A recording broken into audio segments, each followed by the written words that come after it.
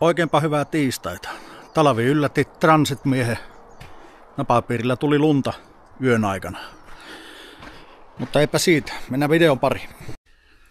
Terve! Sehän olisi tiistaipäivä ja tuumaustunti.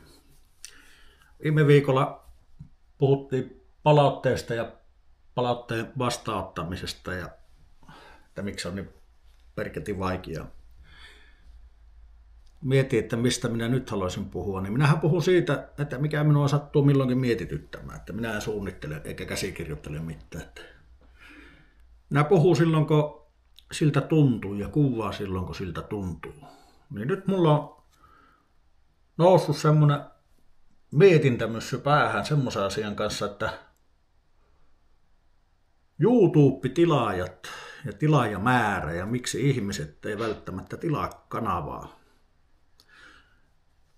Se tuntuu olevan aika monella sisällöntuottajalla ongelma, mitä on kuullut ja jutellut, että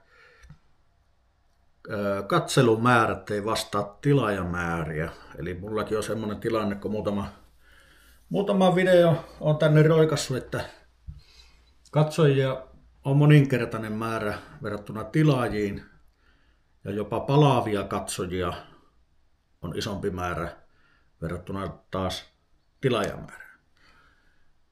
Mutta minusta tuntuu, että ihmisillä on tullut ähky siihen kanavien tilauksiin, että YouTubekin on niin valmis paikka, että jokaiselle löytyy jotakin ja aina pääsee videolta uuteen videoon ja joka kanavalla se juontaja setä tai täti sanoo, että tilaapa tämä kanava ja tykkääpä videosta. Niin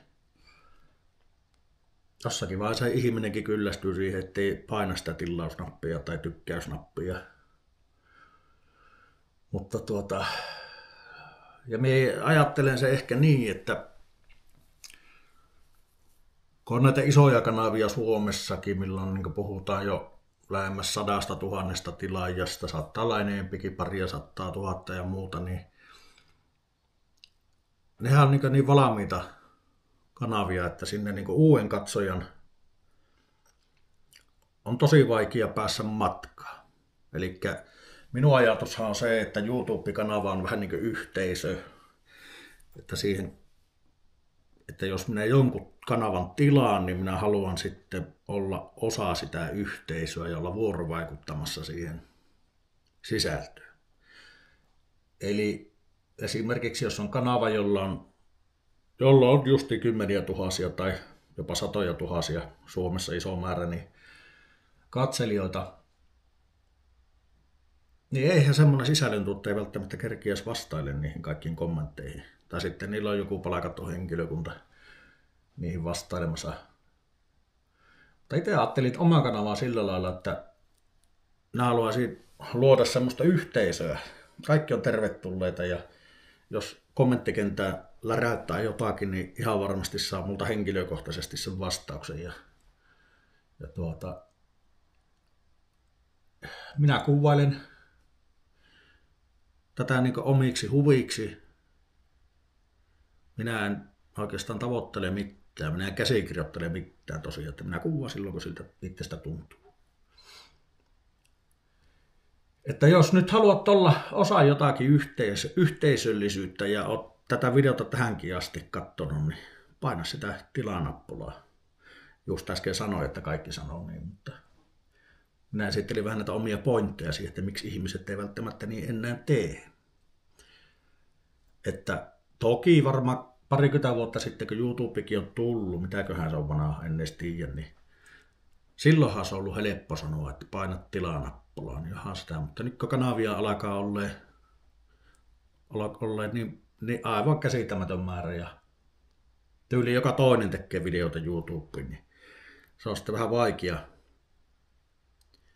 Ihmisillä on semmoinen ähky, että ei joka kanavaa haluaisi tilata, mutta tämmöiselle pienelle kanavalle niin se jokainenkin tilaaja on tärkeä, että minäkin tavoittelen tässä sitä 1000 rajapyykkiä tilaajissa, että saisi mainostuloista edes sen verran, että saisi vaikka joskus kameran päivitettyä tai mikin päivitettyä. Että eikä se tietenkään haittaa, jos niitä tilaajia tulisi se 100 000, niin Sitten alkaisi jo tupemassiakin olla siihen malliin, että se antaisi vähän niin resursseja näihin videoihin, että sitten voisi tehdä aivan käsittämättömiä asioita.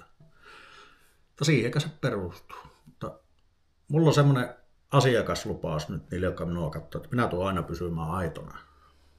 Minä en ala mitään teennäistä tekemään. Että jos haluat olla osa yhteisöä ja katsella lisää näitä tuumailuja ja muutakin tolskailuja, niin kyllä sinä tiedät, mitä nappia painaa. Ei muuta kuin tämmöiset tuumailut tänään ja katsotaan, mitä seuraavalla videolla sitten keksit. Morjes!